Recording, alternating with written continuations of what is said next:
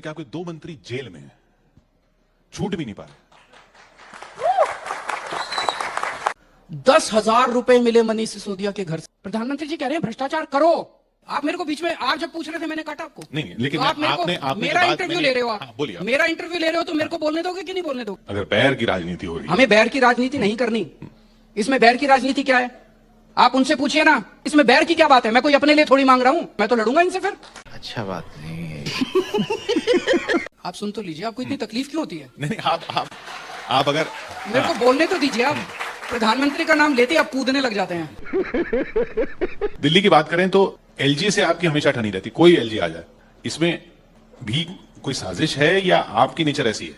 आप एक मिनट मेरे को बात पूरी नहीं करने देना, मुझे इसमें तकलीफ है। अच्छा चलिए। आप उनकी वकालत कर रहे हैं, मैं पूरा वकालत देश नहीं कर देखता है कि आज मीडिया कैसे वकालत कर रहा है। नहीं, मैं वकालत नहीं कर रहा। आप मुझे बुला के मुझे ही बोलने का मौका नहीं देते, ये भी तकलीफ है मुझे। दोस्तों, आज के इस इंटरव्यू में आपको बहुत मजा आने वाला है। जब एंकर ने अरविंद केजरीवाल से सवाल किया, 100 करोड़ की घूस और दो मंत्री जेल में होने के बाद भी आप खुद को कट्टर ईमानदार कैसे कह लेते हो, तो केजरीवाल का चेहरा देखने लायक था, जिस पर बौखलाहट साफ झलक रही थी। वीडियो में भर भर के मजा है अंत तक देखना, क्योंकि आखिर में एंकर ने पूछा कि एलजी कोई भी हो, आपकी हर किसी से क्यों ठनी रहती है? आप एलजी के पीछे क्यों पड़े रहते हो? बस इंटरव्यू के बीच में ही गुस्सा फूट पड़ा और बीजेपी और मोदी के लिए सारी कड़वाहट बाहर आ गई। चलिए देखते हैं इंटरव्यू में आगे क्या हुआ। अच्छा लगे तो एक लाइक ठोक देना और केजरीवाल के लिए अपने 2 शब्द कमेंट सेक्शन में जरूर लिखना। ये टीवी वाले भाई पिक्चर चालू करो बे।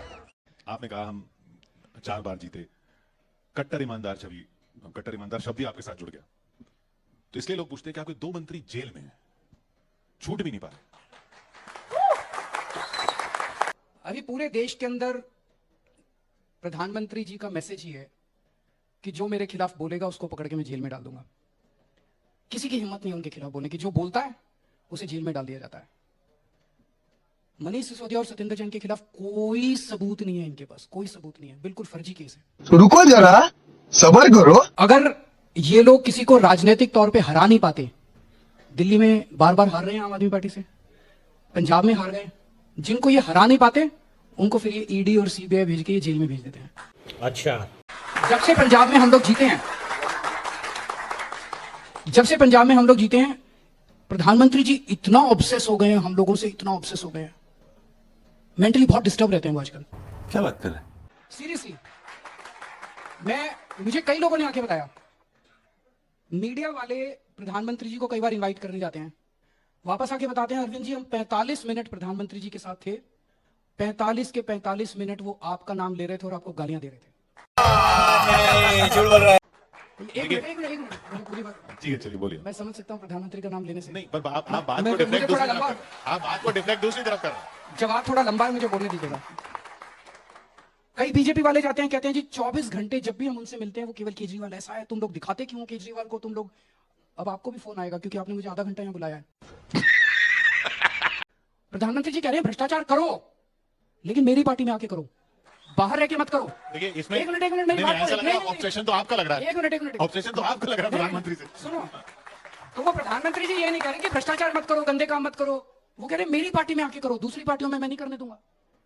कोई उनसे प्रश्न नहीं पूछ सकता, कोई उनसे मतलब सब लोग बैठ के बस उनकी आरती उतारे। ये देश, इस देश की कल्पना नहीं करी थी हम लोगों ने। सवाल ये सही नहीं है। नहीं, पर सवाल फिर भी आपके ये सारे आपके राजनीतिक आरोप सही। मैं कह रहा हूं कि आपके मंत्रियों पर लगा है ना चार्ज, आपके मंत्री नहीं निकल पा रहे ना जेल से, जासूसी का भी आरोप लगा मनीष सिसोदिया पर। सबूत क्या है?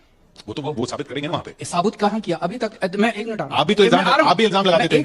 मनीष सिसोदिया पे आरोप है कि मनीष सिसोदिया ने शराब वालों से 100 करोड़ रुपए खाए, उनके घर पे रेड करी, सारा उनके गद्दे फाड़ के देखे, दीवारें तोड़ के देखी कि कहीं छुपा रखा होगा, कुछ नहीं मिला। 10,000 रुपए मिले मनीष सिसोदिया के घर से। अरे किसी ने 100 करोड़ रुपए अगर खाए होंगे, करोड़ 2 करोड़ तो उसके ऐसे ही मिल जाते हैं अलमारियों के अंदर।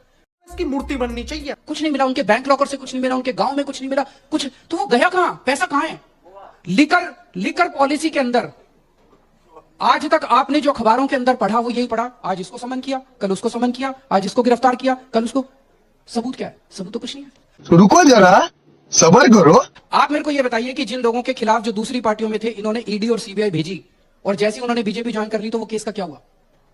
वो धुल गए, सब सारे मामले धुल गए उनके। इतने सारे लोगों ने इन दिनों में जिनके ऊपर ईडी और सीबीआई भेजी गई, उनको बीजेपी में आते ही उनको उनके मामले बंद कर दिए गए, तो वो सारे मामले ठीक हो गए। तो भ्रष्टाचार अडानी के खिलाफ अभी नहीं, तक केस आपके क्यों ऊपर नहीं कभी हुआ? ऐसा चार्ज अडानी के खिलाफ अभी तक केस क्यों नहीं हुआ? उसकी जांच भी नहीं हो रही। आपने जो बात की, इस पे विपक्ष इतना बड़ा हंगामा करके बैठा है, विपक्ष में भी आप लोग एक साथ नहीं है, आप अपना अलग राग लाप रहे हैं, आप मोदी जी के खिलाफ अलग खड़ा होना चाह रहे हैं, नीतीश अलग खड़ा होना चाह रहे हैं, ममता जी अलग खड़े होने होने। दीजिए, उससे आपको क्या तकलीफ है? उनको होने दीजिए, जो अपना अपना कर रहा है अपना अपना करने दीजिए, आपको क्या तकलीफ? ये सब दोगला। वो ये कह रहे हैं कि आपका एजुकेशन मिनिस्टर शराब मंत्री भी क्यों था साथ में? क्यों? आपको क्या मुद्दा उठाना चाहिए आपके चैनल को? गुजरात के अंदर नकली शराब बेचने से कितनी मौतें हुई अभी तक? उसके ऊपर ईडी हुई, उसके ऊपर सीबीआई हुई। दिल्ली के अंदर एक भी मौत हुई नकली शराब की वजह से? एक भी मौत हुई नहीं हुई। तो दिल्ली की शराब नीति में कमजोरी थोड़ी है, कमजोरी तो गुजरात की शराब नीति के अंदर है, जहां पे इतनी मौतें हो रही है नकली शराब की। तो वहां पे कोई ईडी हुई? 15,000 करोड़ रुपए का धंधा है गुजरात के अंदर, शराबबंदी कर रखी है। 15,000 करोड़ रुपए की इलीगल शराब बिकती है। वो धंधा किसका है? इन्हीं का है।